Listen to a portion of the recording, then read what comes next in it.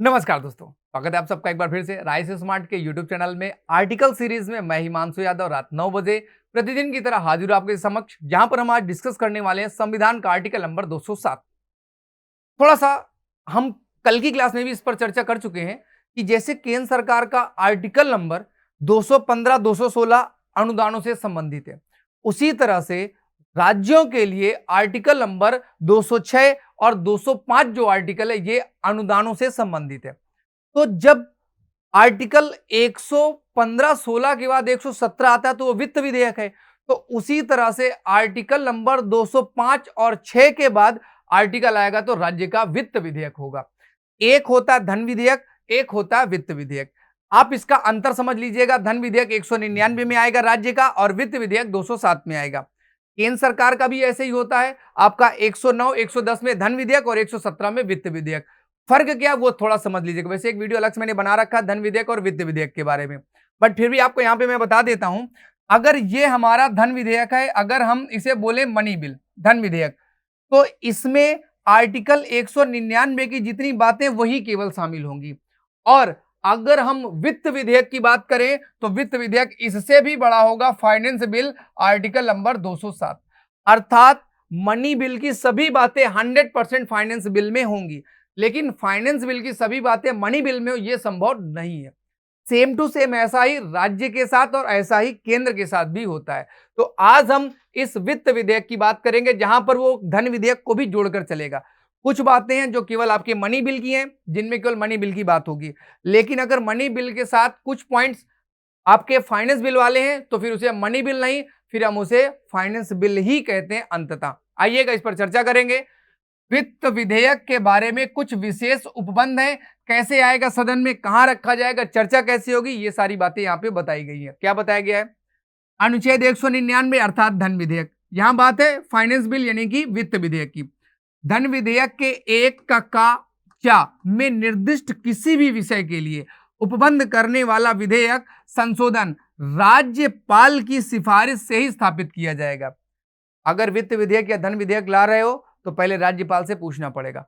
फायदा क्या है कि अगर विधान मंडल ने पास किया तो राज्यपाल अब वीटो नहीं लगा सकता, अन्यथा नहीं किया जाएगा। और ऐसा उपबंध करने वाला विधेयक विधान परिषद में पूर्व स्थापित नहीं किया जाएगा।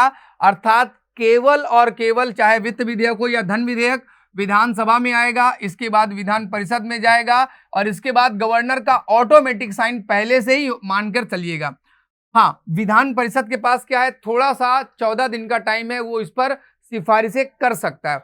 सिफारिश करेगा तो फिर विधानसभा के पास आएगा, विधानसभा माने तो ठीक, ना माने तो सीधे गवर्नर के पास। आगे, परंतु किसी कर के घटाने या उत्साद मतलब उसको चेंज करना, जैसे रेमिशन परिहार आपने सुना होगा, किसी भी कर को हटाना, उत्साद समाप्त करना, घटाना का मतलब जैसे 10% था 5% करना है, उत्साद अब ये वाला टैक्स लगेगा ही नहीं। इसके लिए उपबंध करने वाले किसी भी संशोधन के प्रस्ताव के लिए इस खंड के अधीन सिफारिश की अपेक्षा नहीं की जाएगी। अगर कोई टैक्स हटाना है तो आर्टिकल नंबर 199 के माध्यम से यह काम किया जाएगा, वो 207 का नहीं होगा, वित्त विधेयक का वो मामला नहीं होगा। प्लस कोई विधेयक या संशोधन उक्त विषय में किसी विषय के लिए उपबंध करने वाला केवल इस कारण नहीं समझा जाएगा कि वह जुर्माने की बात करता है, वह अन्य धनी सस्तियों पर बात करता है। किसी भी विधेयक को हम वित्त विधेयक नहीं मान लेंगे कि उसमें पैसे की बात है, जुर्माने की बात है, केवल इतने से वह वित्त विधेयक नहीं बनेगा। अथवा अनुज्ञप्तियों के फीस या कोई भी की गई सेवा के लिए फीस की मांग या उनके संदाय का उपबंध करता है तो हम उसे वित्त विधेयक नहीं कहेंगे। अथवा इस कारण नहीं समझा जाएगा कि वह किसी स्थानीय प्राधिकारी निकाय द्वारा स्थानीय प्रयोजन के लिए किसी कर के अधिरोपण, कर को लगाना, उत्साद, कर को समाप्त करना, परिहार, कर का डिजाइन कम करना, अर्थात पहले 10% था अभी 5% करना, परिवर्तन, जैसे पहले मैट था, मैट से वैट आया, फिर आपका अप्रत्यक्ष कर था जो लगता था उत्पाद कर पे, और उसका नाम बाद में बदल के क्या कर दिया गया, इनडायरेक्ट टैक्स जिसको बोलते हैं जीएसटी कर दिया गया। तो परिवर्तन, टैक्स के नाम में, चीजों में परिवर्तन या विनियमन, कौन सा रेगुलेट करेगा, टैक्स कलेक्शन कौन करेगा और टैक्स को कलेक्ट कौन करेगा, लगाएगा कौन, ये विनियमन आपका रेगुलेशन हो गया। इन सब का उपबंध करता है।